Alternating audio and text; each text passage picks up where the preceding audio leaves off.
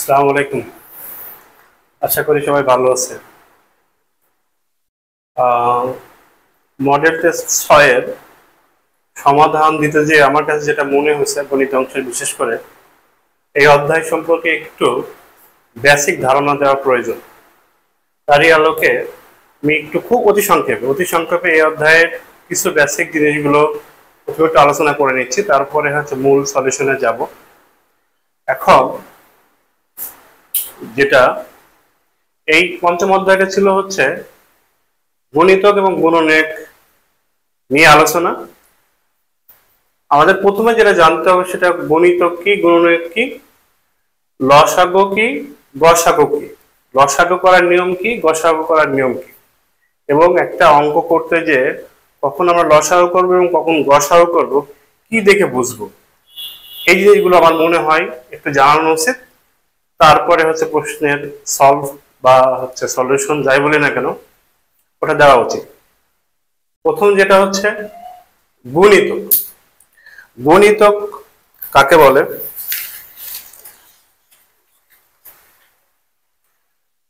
কোনো একটা সংখ্যাকে যদি পূর্ণ সংখ্যা দিয়ে গুণ করা যায়, যে গুণফলগুলো আসে সেগুলোই মূলত হচ্ছে গুণিতক।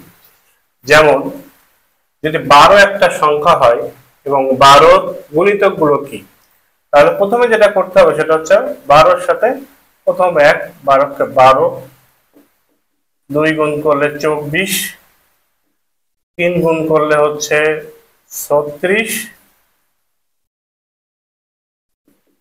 4 গুণ করে 4 বারং 48, 5 গুণ করলে হচ্ছে 5 বারং 60। এই যে গুণফল গুলো আমরা পেলাম এগুলোই মূলত হচ্ছে গুণিতক।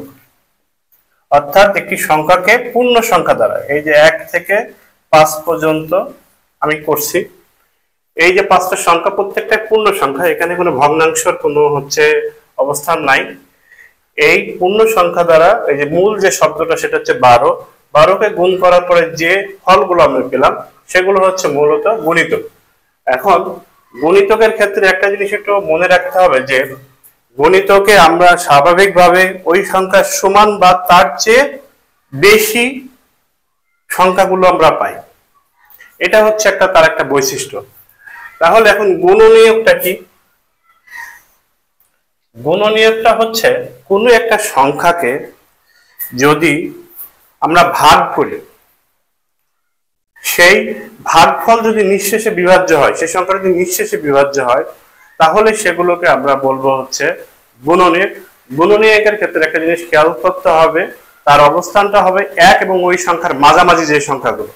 যেমন হচ্ছে আমি যদি 12কে 1 দিয়ে ভাগ করি হচ্ছে 12, 12কে আর কয় দিয়ে ভাগ করা যায়? 2 দিয়ে করা যায়, 6 দুগুণে 12। তারপরে 12কে আমি 3 দিয়ে করতে পারি, 3 4 12। 12কে আমি হচ্ছে 5 দিয়ে হয়, 4 দিয়ে হয়, 3 4 12। 12কে যদি আমি হচ্ছে আর কত হয়, 5 দিয়ে তো হয় না, 12কে 6 দিয়ে ভাগ করলে হচ্ছে 2 হচ্ছে, আর অবশেষে 12কে 12 দিয়ে ভাগ করলে হচ্ছে 1 হচ্ছে। এইগুলো হচ্ছে তার গুণনীয়ক। গুণনীয়কের কাছে একটা খেয়াল রাখতে হবে যে সেই সংখ্যাটা যেগুলো হবে সেগুলো হচ্ছে ওই মূল সংখ্যা এবং 1-এর মধ্যবর্তী অবস্থায় বিরাজ করবে। এখানে 12-র উপরে যাওয়ার কোনো সুযোগ নেই। এটাই হচ্ছে মূলত গুণনীয়ক এবং গুণনীয়কের মধ্যে, গুণিতক এবং গুণনীয়কের মধ্যে পার্থক্য। এছাড়াও আরো বেশ কিছু পার্থক্য গুণনীয়ক এবং গুণিতকের ভিতরে আছে, এগুলো আমরা অঙ্ক করতে গিয়ে আর একটু দেখতে পাবো। এবার দেখো লসাগু এবং গসাগু। লসাগু যেটা জানি আমরা ফুল মিনিং, এটা পরীক্ষাতে একটা যদিও আসছে লঘিষ্ঠ সাধারণ গুণিতক আর গরিষ্ঠ সাধারণ গুণনীয়ক। এটা যেহেতু গুণিতক তাহলে এখানে গুণের কাজকাম থাকে। হ্যাঁ, তো এখানে যেটা হচ্ছে যে একাধিক যদি সংখ্যা থাকে সেক্ষেত্রে তার লসাগুটা কত হয়, যদি একাধিক সংখ্যা থাকে তার ভিতরে কমন কিছু মিল থাকে, সেই মিলগুলো বের করে সর্বোচ্চ যে সংখ্যাটাতে মিল থাকে সেটাই হচ্ছে তার লসাগু। যদি আমরা একটা হচ্ছে উদাহরণ দিই তাহলে বিষয়টা স্পষ্ট হবে। উদাহরণ দেওয়ার ক্ষেত্রে আমি তিনটা সংখ্যা লিখবো, 18, 20, 12, 14। এই যে 18, 12, 14 এই তিনটা সংখ্যার লসাগুটা কথা। লসাগু করার যে নিয়ম আছে, এখানে চারটা, মূলত লসাগু করার হচ্ছে চারটা নিয়ম আছে। প্রথম যে নিয়মটা সেটা হচ্ছে সাধারণ মৌলিক উৎপাদক দ্বারা ভাগ করা। সাধারণ মৌলিক উৎপাদক দ্বারা ভাগ অর্থাৎ হচ্ছে এগুলো তো প্রত্যেকটারই মৌলিক উৎপাদকের সমন্বয়ে গঠিত। যেমন হচ্ছে 12কে যদি আমরা করি তাহলে কি হয়, 6 দুগুণে 12, 3 দুগুণে 6। তাহলে এই যে 2 গুণ 3 এইগুলো হচ্ছে মৌলিক তার উৎপাদক। তাহলে সাধারণ মৌলিক উৎপাদক কোনটা? যে সংখ্যাটা তিনটা সংখ্যাকেই ভাগ করা যায় সেটা হচ্ছে সাধারণ মৌলিক উৎপাদক। যদি এটা থাকে তাহলে প্রথমে আমাকে সেই সংখ্যা দ্বারা ভাগ করতে হবে। তাহলে দেখো এর মধ্যে সাধারণ মৌলিক উৎপাদক যদি আমি 2 দিয়ে যাই, 2 দিয়ে ভাগ করি তাহলে 2 দিয়ে তিনটাকে ভাগ করা যাচ্ছে। 9 দুগুণে 18, 6 দুগুণে 12, 7 দুগুণে 14। এই তাহলে প্রথম আমি যেটা করলাম সেটা হচ্ছে সাধারণ মৌলিক যে সাধারণ মৌলিক আছে উৎপাদক আছে সেটাতে আমি হচ্ছে ভাগ করে দিলাম। এবার এখানে একটু খেয়াল করে দেখো, 9, 6, 7, 9, 6, 7 কে একে কি 2 দিয়ে ভাগ করা যাচ্ছে? প্রত্যেকটা যাচ্ছে না। এখানে 2 দিয়ে শুধুমাত্র হচ্ছে একটা সংখ্যাকে ভাগ করা যাচ্ছে, সেটা হচ্ছে 6। তাহলে সেক্ষেত্রে ওটা সম্ভব না। ন্যূনতম 2টা হলে করা যায়। লসাগুর ক্ষেত্রে ন্যূনতম 2টি সংখ্যা যদি বিভাজ্য হয় কোনো সংখ্যা দ্বারা তাহলে সেটাকে দিয়ে ভাগ করা যায়। তাহলে এখানে 2টা সংখ্যা, এখানে 7টা মৌলিক সংখ্যা, এত ভাগ করার কোনো সুযোগ নেই। এই 9 এবং 6 এটাকে ভাগ করা যেতে পারে 3 একটা মৌলিক সংখ্যা আছে 3 দ্বারা। 3 দ্বারা যদি ভাগ করি তাহলে 3 3 9, 3 দুগুণে 6 আর এই 7 তো বসে যাচ্ছে। তাহলে আমার আর তো ভাগ করার সুযোগ নেই। এই লসাগুর ক্ষেত্রে যেটা হয়, এই যে পুরো এই মৌলিক যে উৎপাদকগুলো বের হলো, মৌলিক উৎপাদক অবিভাজ্য সংখ্যাগুলোকে এবার নামিয়ে নিয়ে আসতে হবে, উৎপাদকগুলোর গুণ করতে হবে। যেটা করতে হবে এই যে উৎপাদকগুলোকে গুণ আকারে নামায় নিয়ে আসতে হবে। তাহলে 2 গুণ 3 গুণ 3 গুণ 2 গুণ 7। এখানে কোনো একটা উৎপাদক বাদ দেওয়া যাবে না। লসাগুর ক্ষেত্রে বাদ দেওয়ার কোনো সুযোগ নেই। তাহলে এটা যদি করা যায় তাহলে কত হচ্ছে আমার, এটা গুণ করলে 3 দুগুণে 6, 3 6 18, 18 দুগুণে 36, 7 36, তাহলে 36 গুণ হচ্ছে 7 করলে 6 7 কে 42, 2 হাতে 4, 3 7 কে 21 আর 4 25, অর্থাৎ 252। এই 252 হচ্ছে এর লসাগু। অর্থাৎ সর্বোচ্চ এই যে প্রত্যেকটা এর যদি আমি গুণিতক বের করি দেখা যাবে তার যে সর্বোচ্চ মানে যে এই 252 গিয়ে মিলবে তারা। এবার আমরা গসাগুটার দিকে যদি একটু দেখি, লসাগুর মতো গসাগুরও এরকম বেশ কিছু নিয়ম আছে।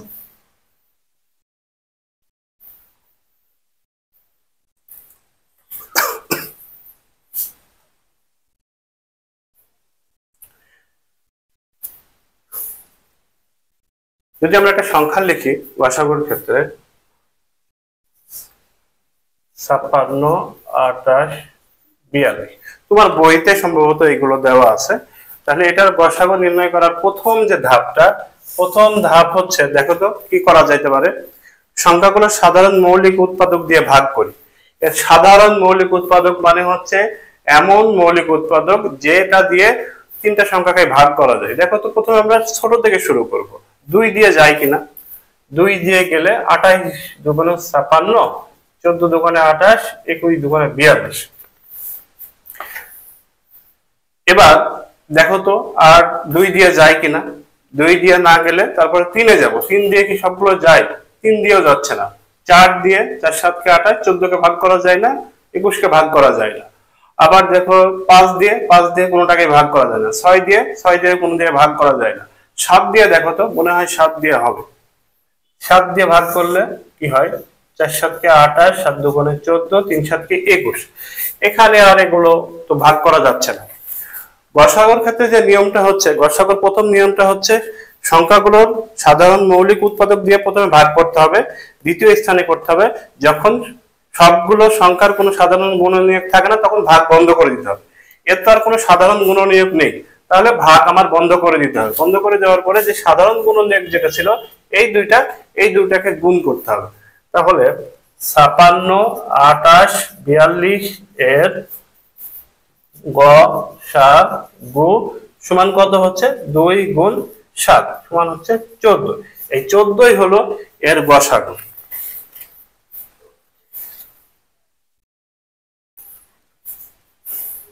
তাহলে মোটামুটি আমরা এই অধ্যায়ের যে বেসিক যে ধারণাটা সেটা হচ্ছে গুণিতক, গুণনীয়ক, লসাগু এবং গসাগু আমরা পেলাম। এখন অনেক সময় দেখা যায় অঙ্কে করতে বলা হয় যে যেমন তোমার অঙ্ক একটাতে আসছিল 4-এর যে 3টে ভিন্ন ভিন্ন রঙের ঘন্টা আছে, লাল রঙের ঘন্টাটা 18 মিনিট পর, হলুদ রঙের ঘন্টাটা 15 মিনিট পর এবং সবুজ রঙের ঘন্টাটা 12 মিনিট পর বাজে। ঘন্টাগুলো সন্ধ্যা 6টায় একসাথে বাজলে পুনরায় কখন আবার একসাথে বাজবে? এই যে দেখো, তাহলে আমি এটা কি গসাগু করব না লসাগু করব, কি করে বুঝবো? এইগুলো বোঝার কিছু টেকনিক আছে, সেই টেকনিক গুলো আমি একটু সহজে তোমাদের বোঝাই দিই যেন তোমরা বুঝতে পারো।